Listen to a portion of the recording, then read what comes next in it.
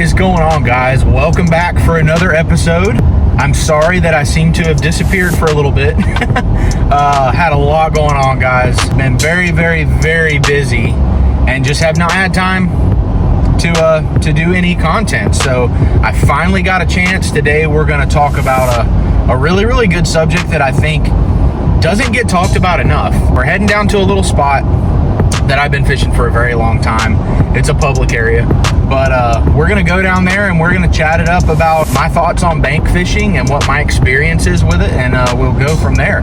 I appreciate you guys tuning in. I'll see you at the lake.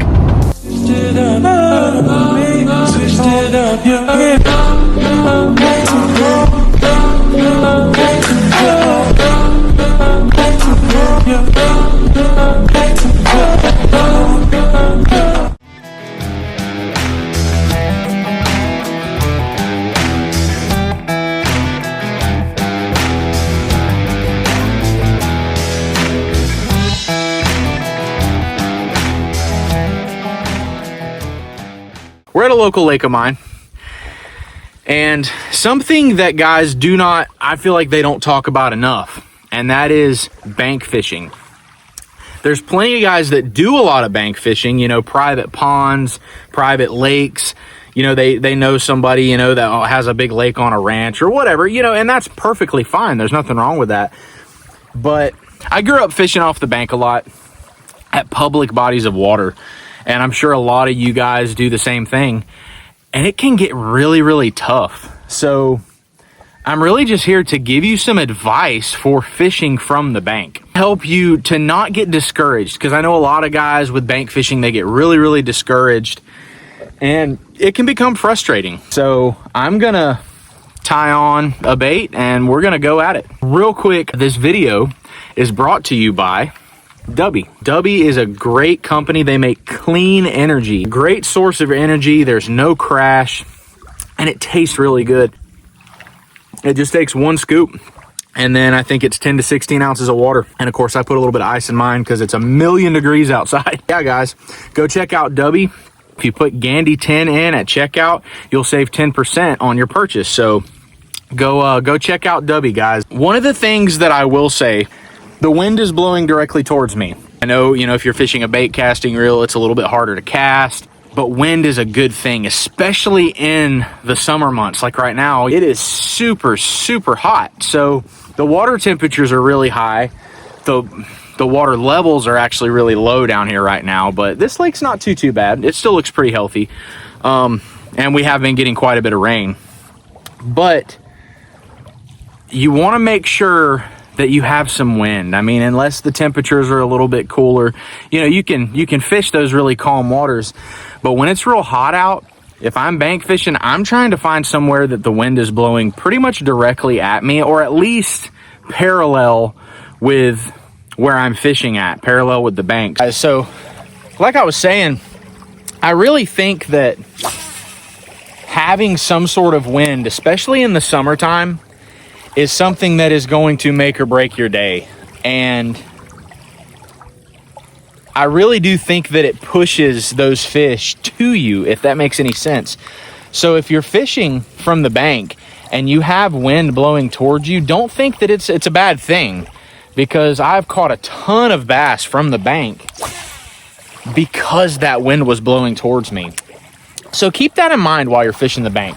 Look for areas that you can come out and fish those windier points. Like right now, I am technically on a lake point. This is a small lake, but this is actually a little dirt boat ramp, and it is actually a pretty good sized little point on this lake. And so I've got deeper water on both sides of me. I've got deeper water out in front of me. And that also, obviously is where a lot of fish will hang out, is on main lake points. But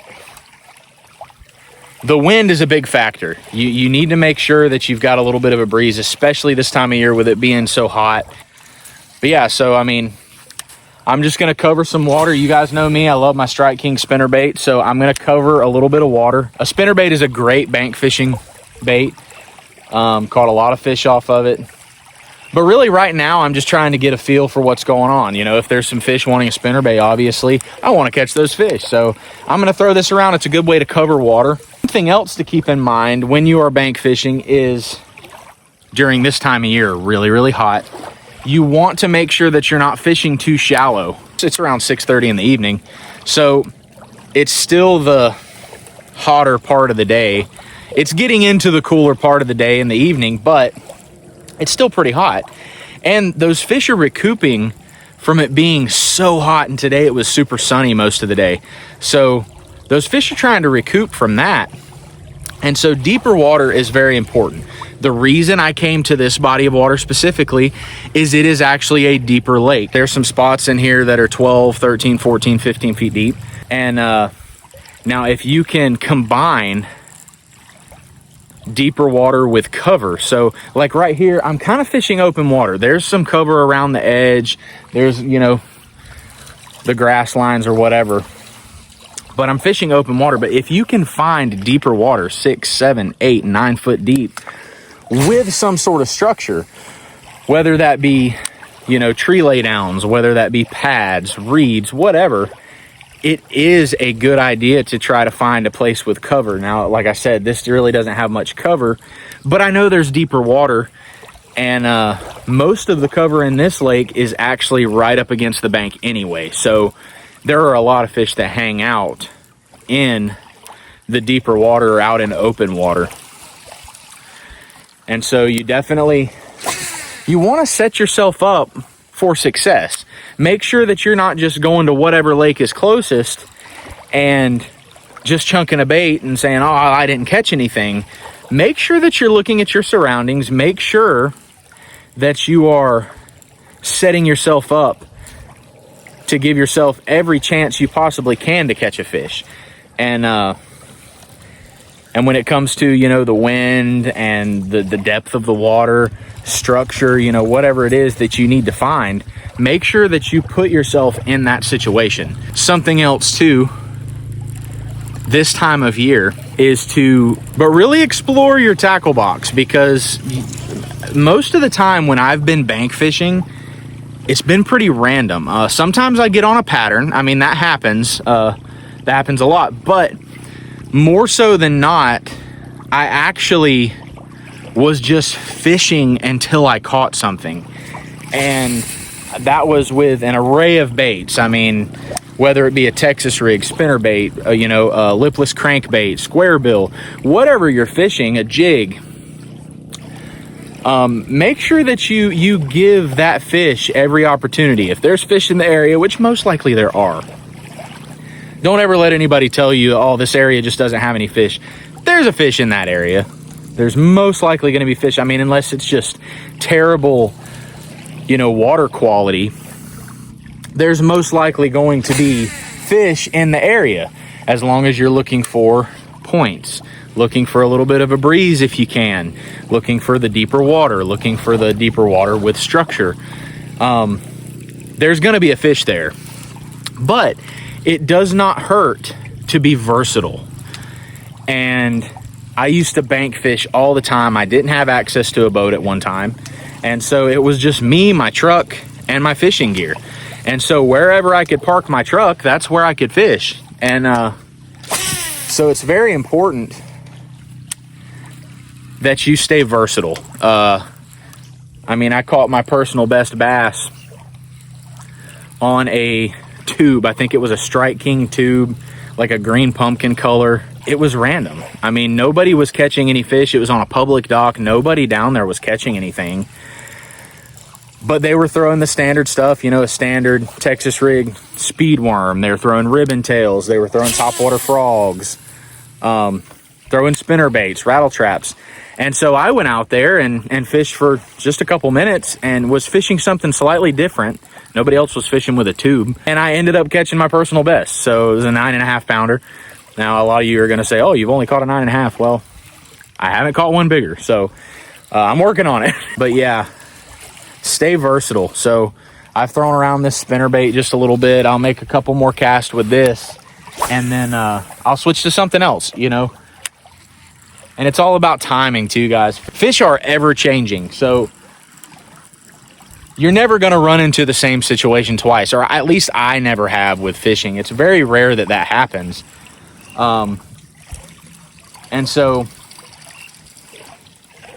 sometimes it's about the timing. Just you're going through all your stuff, you're trying everything, you're trying everywhere in the water column, different types of cover if you have cover options. You're trying a lot of different things. And it just, that one time, it happens to be the right thing. So, and guys, sometimes you're going to go out and get skunked, because I do all the time. I've been skunked more than you guys know. And if there's an angler out there that says they haven't been skunked, they're lying to you. And you might not want to take advice from them. I mean, I try to be as transparent as possible. There are days that I go out and I absolutely fail. It just happens. But I can honestly say I have never gone out and fished and didn't fish with everything in me to try to get a fish, whether it was a fish that big or this big. You know, it just, you have to be passionate about it, guys. And that's, you guys know I'm very, very passionate about the sport. And so give yourself every opportunity to catch a fish when you're bank fishing. Don't get discouraged.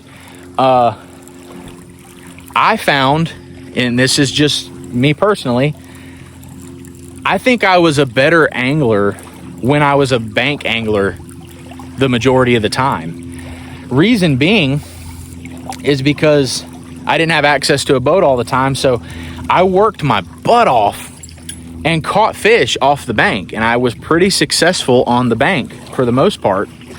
And so then when you go out in a boat, it seems so easy.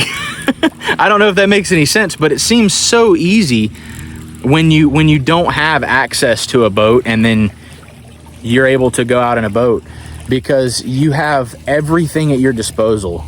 You can go wherever you want for the most part. You can look for something specific on the lake and go to it. You're not limited to where I'm at right now. I'm stuck right here on this little dirt boat landing. Now, I'm not telling you guys I'm stuck here right now. I'm doing this for the video, but just gives you an idea. It does seem a lot easier to catch fish in a boat when you don't have a boat at your disposal. So just something to keep in mind. Stay versatile, stay positive, and keep trying. Give yourself every opportunity to catch that fish. I'm gonna throw this little black and blue swim jig from Reaction Tackle. It's got a Googan Squad, or the Googan Baits Kraken crawl on it. I believe this is Okeechobee crawl color. Don't quote me on that. It takes a certain skill level to bass fish, period, and takes a lot of practice, a lot of work. But there's some serious skill that these guys have that you see catching a lot of bank fish, especially when it's at public bodies of water. There's some skill involved, because especially at public bodies of water, the water is pressured. It's fished a lot. So if you can catch a bass at a public body of water from the bank, you've done something. And I'm not talking about live bait. I'm not talking about shiners. I mean, you can do that anywhere. But picking up a lure, a jig, a spinnerbait, a worm, that's saying a lot when you can go to a public body of water and catch a limited fish. So what I'm trying to say is just don't get discouraged. For you bank anglers out there, you know, I'm blessed that I have a couple boats. I have my pond prowler. I have a little bass boat that I'm able to use. And there's a lot of people that aren't, you know, blessed with that yet. They haven't gotten to that level. So they're stuck on the bank.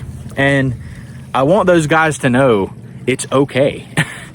Use the bank to your advantage. And you're like, what advantage is that? You know, and this is my point with this. It is great practice. You will learn so much by fishing off the bank when it comes to bass fishing. And you don't realize it now. I didn't realize it at the time. But I really, really appreciate now the time that I had fishing from the bank. Because there's a lot of times I'll take something that I may have learned from fishing, you know, from a dock or from a dirt boat ramp like I am right now, that saved my butt in a tournament. Everybody else was struggling, and I used a little bit of that knowledge or you know, something that I picked up while bank fishing, and it has saved me. So don't look at it as a curse, okay? Use it to your advantage. Use it to practice. Use it to learn, because it is a great tool just to be able to go to a lake and fish off the bank. So utilize that. Look at your time. So early morning, late evening, that's going to be more so your top water time, especially, you know, this time of year. But stick with slower moving baits for the most part. You know, if the bass seem to be chasing stuff, then obviously, you know, you can get away with the lipless crankbaits, rattle traps, square bills. You can get away with spinner baits, and you can utilize those. But most of the time, at least here in Florida, for the summertime, you need to slow down a little bit. So you saw me throwing the spinner bait a minute ago. That's just a moving bait, cover water, see if I can figure out if there's any fish chasing anything. Obviously I didn't get a bite on that, so I'm moving on to some slower moving baits. I just threw the swim jig. I think I'm gonna go to a Texas rig now. I think that's my best bet. So this right here catches more fish this time of year than anything, in my opinion. Is just a Texas rig, Cinco, or, you know, ribbon tail, speed worm, some sort of Texas rig, and dragging it painfully slow. Fishing a Texas rig, now this more so applies in heavier cover, but it also works when you're fishing open water situations. So you make your cast, let it fall on a slack line, and sit there for 5-10 seconds, bare minimum, okay? You can let it sit there longer if you want. If you've got the patience for it, do it. But let it sit there for a minute, and then give it one good pop, and then let it fall back to a slack line. Gene Jensen, the Fluke Master, in his video, he said the same thing. I learned this from him. What that'll do a lot of times is that bait will go into the water, and there's a fish nearby, and he sees the bait, but he's not wanting to chase anything. So by letting that bait sit there, you give that fish time to go up to the bait, and he starts nosing that lure. He starts nosing that bait. And then that sudden jolt, that little pop that you give it, will cause that reaction strike. So that's something to keep in mind when you're fishing a Texas rig, is that a lot of times it is best, once you make your cast, to let it sit there for, you know, 5, 10, 15 seconds, however long you can stand, before you make a move. And it produces more bites. So, and I struggle to do that. You know, fishing a tournament or whatever, you get impatient. And that's something that this sport requires a lot of, is patience. So, anyway. Ooh. Everybody does it. Don't judge me. Something else that you need to look at too, what the fish are feeding on. So if you have fish in your area, you see fish, watch for what they're actually feeding on. You know, if you've got a mayfly hatch, they're probably going to be feeding on mayflies. If you've got a bunch of minnows in the area, they're probably going to be feeding on minnows. If you see chubs, shad, shiners, whatever it may be, they're probably feeding on whatever you see most of. Now, in this area, I'm actually not even seeing any bait fish in the shallow areas right now. But, you know, the water's a little bit darker from all the rain we've had. It's been pushing dirt into the lake, so the lake's a little bit muddied up.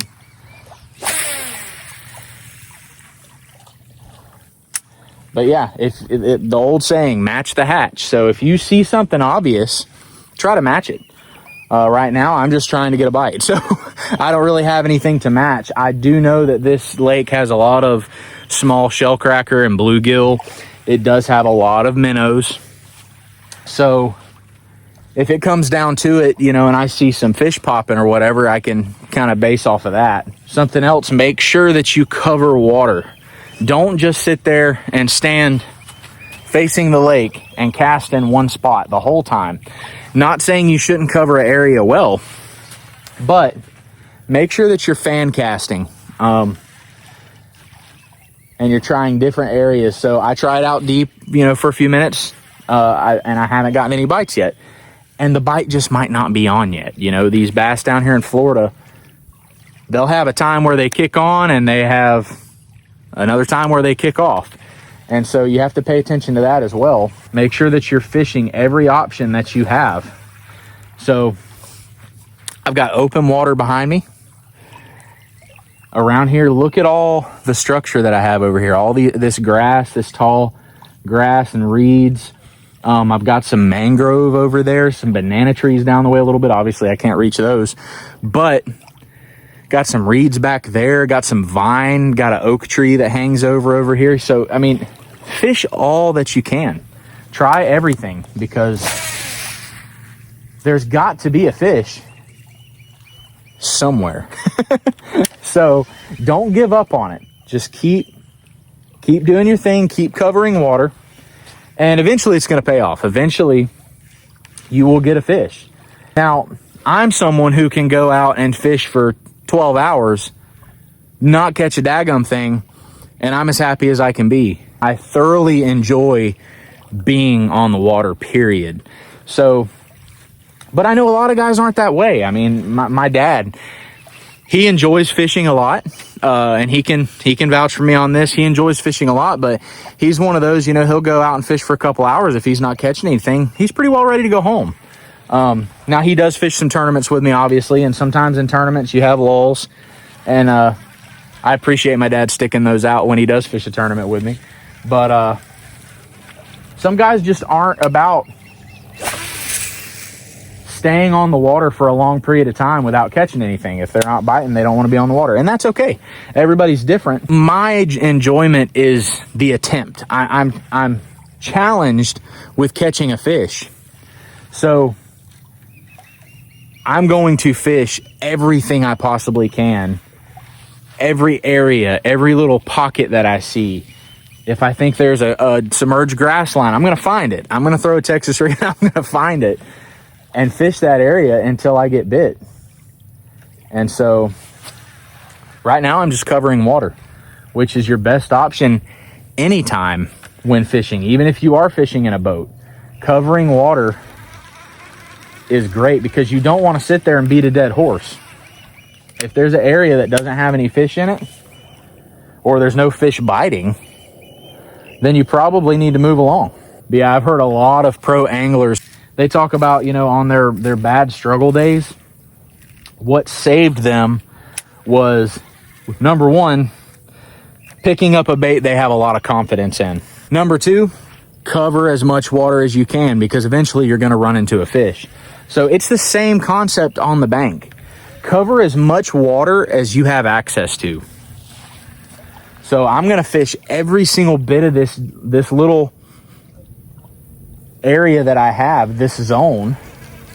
I'm going to fish it with everything I possibly can and see if it pays off.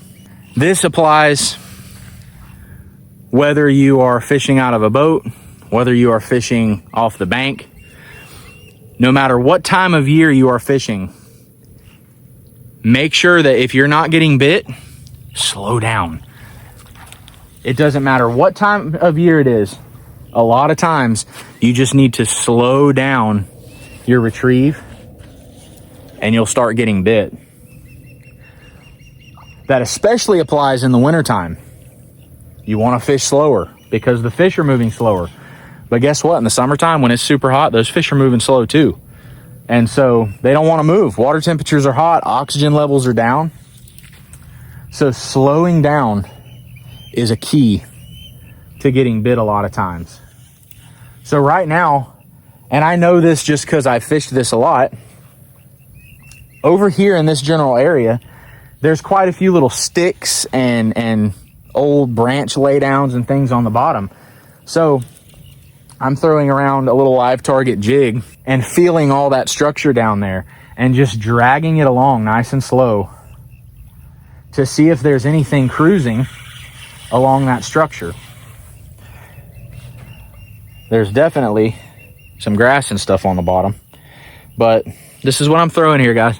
Just a little live target crawl. I think you saw that in one of the what's in the bag videos I did with my boy, and I'm feeling everything on the bottom. That's what I want. I want to feel everything. Every now and then I will give it a little hop. Something else that Fluke Master Gene Jensen taught me, giving a lot of Fluke Master shout outs today, is that when you are fishing around hard cover, so tree laydowns, stumps, anything like that, make sure that when you feel that structure, you don't just reel real quick and get it over it, you know, because you're scared to get hung up. Pull up to it nice and slow, and then just tick that bait up against that structure. Because a lot of times you hitting that weight, or, you know, whether it's a Texas rig, jig, whatever, you hitting that bait up against that stump, branch, stick, whatever it may be, rock, just you ticking that bait on it will get a reaction strike. So make sure you're keeping that in mind while you're fishing. That applies anywhere, but it definitely does apply on the bank. Something to keep in mind too is do not be scared to get as close to or in cover. So you see all this grass and these reeds right around here. I know my gear, I know what it can handle. And depending on what's, you know, kind of rod you have, what kind of line you have, is whether or not you can do this. But I have stout enough rigs for the most part where even if I do cast that bait into that cover, I can get it back out. So, but that might be what it takes to get that bite. Fish as close to it as you can, or fish in it, because bass love heavier cover. I think I'm gonna try going back to the spinner bait for a minute because I am seeing some movement. Make sure you're watching your surroundings, because everything that you catch and you see when it comes to fish moving, bait moving, every little thing can make the biggest difference in the world.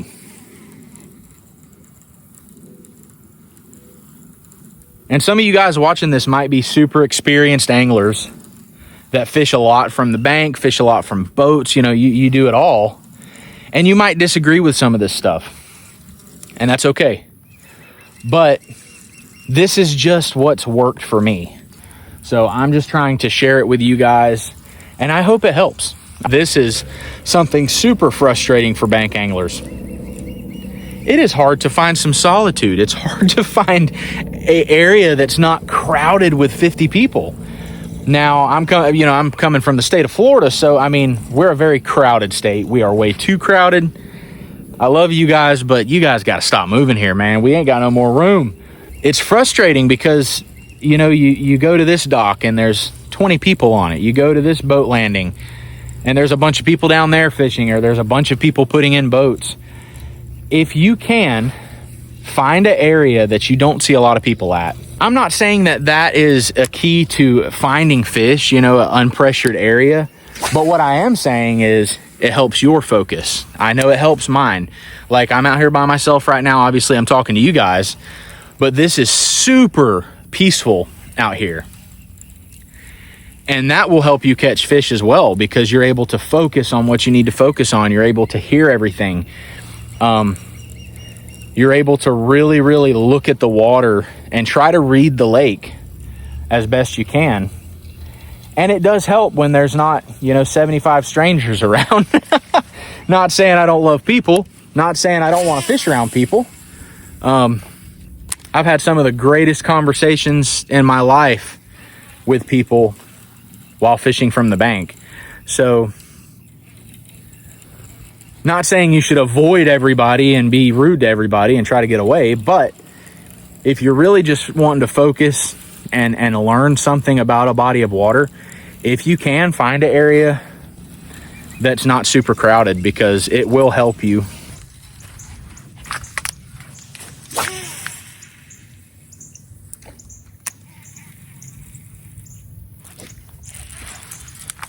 There we go, guys.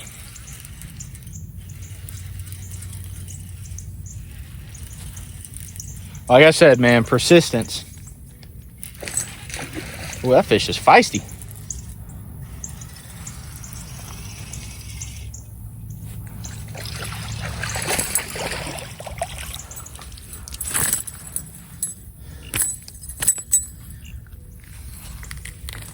There we go, guys. He's not big, but I was patient. I fished around, covered water, and the bite kicked on. It just takes a little bit of patience. Let's see if I can get another one.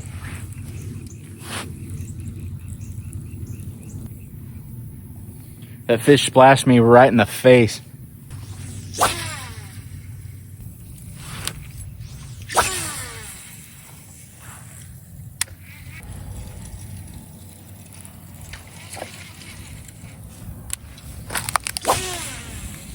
I don't know, guys. I feel like I'm just meant to fish a spinnerbait for the rest of my life.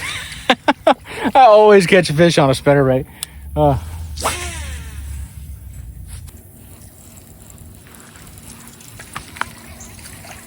Surely that wasn't the only one.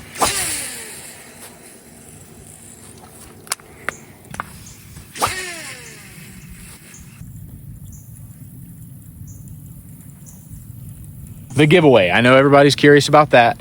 So I'm literally waiting on one more sponsor to send their stuff. I just reached out to North Shore, and he told me that he's had so many transactions going on with sponsorships and stuff this year that he actually forgot to ship my package. So anyway, as soon as that package comes in, we are going to be doing the giveaway. Also, the hats, they are coming in this week. I'm pretty sure they will be done this week. So that's awesome. Looking forward to that. I will be making a video with all of the product that is going to be up for prizes in the giveaway. And these prizes are going to be awesome. We've got Rip and Lips lures. We've got So Sick Plastics. We've got North Shore Fishing Company. And we also have Realm soaps. When I make that video, I am going to put a code at the end of that video. If you watched the video, once I make it, if you watch the video and you see that code, I want you to comment underneath the video. Make sure that you comment the code that I put up, whatever it may be. I haven't come up with a code yet, but for that video, I want you to put that code in the comments. What that is going to do is enter you into the giveaway. That way I have the names of which I'm going to draw from. So that can be all 212 of you guys. It can be 5 of you guys. I don't care. But if you guys have any questions about anything that we talked about in this video, please make sure you comment below. I'll be glad to answer any questions you have. And again, if you ask something and I don't know the answer to it, I will gladly find someone who can answer it for you.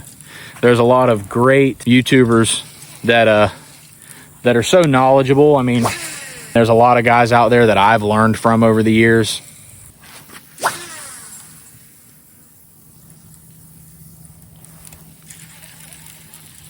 There we go, guys.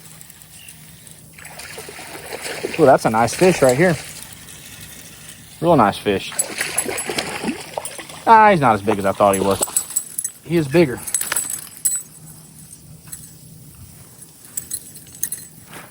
There we go, guys.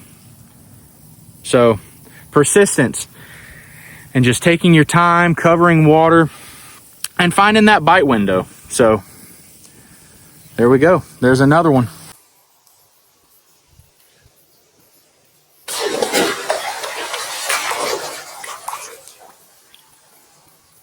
I hope you all enjoyed this video. I hope it helps. Like I said, if you have any questions, please make sure you comment. Keep an eye out for the video for the giveaway. I love you guys. I'll see you on the next one.